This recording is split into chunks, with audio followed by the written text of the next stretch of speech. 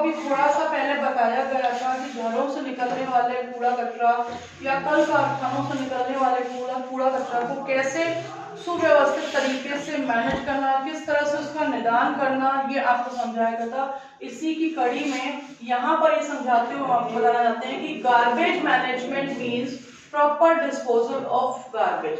यानी कि garbage management का मतलब होता है कि किस तरह से आप कूड़े को व्यवस्थित तरीके से जो है उसका निदान के बारे में सोचते हो, क्या क्रिया अपनाई जाती है, क्या प्रोसेस अपनाया जाता है।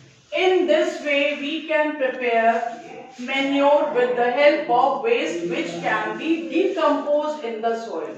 इससे हम क्या समझ रहे हैं कि जो भी आपका ऐसा कचरा जो हरी सब्जियों से संबंधित है या खाने वाली चीजों से संबंधित है, जिसको आप पुनः खाद बनाने के लिए उपयोग में ला सकते हैं, ये उसके बारे में समझा रहा है।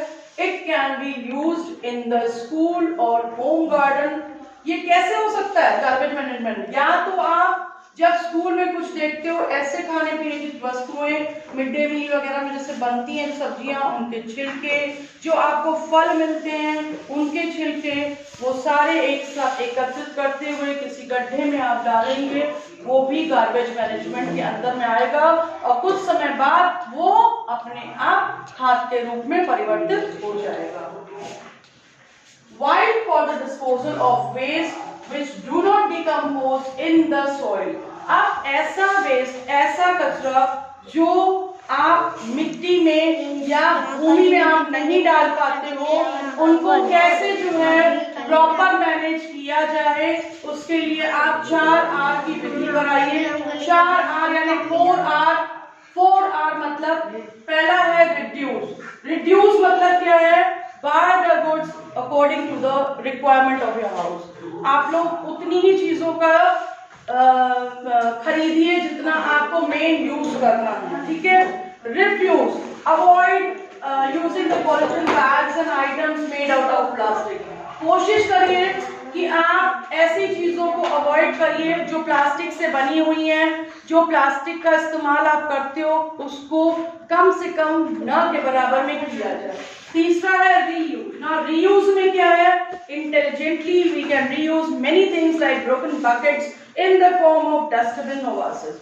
अब हमारे स्कूल में ही आप लोग देखते हो कि कई चीजें हम लोग ऐसी हैं जो घरों में टूटी फूटी जो बाल्टियां रहती हैं, टूटे फूटे मग्स रहते हैं, उनको इस्तेमाल कैसे करते हैं? अलग अलग तरह डस्टबिन के रूप में भी। दूसरा ऐसे फ्लावर वासेस जिसमें आप उसको गमलों के रूप में टर्न करके उनको फ्लावर पॉट्स के रूप में टर्न करके यूज कर सकते हो।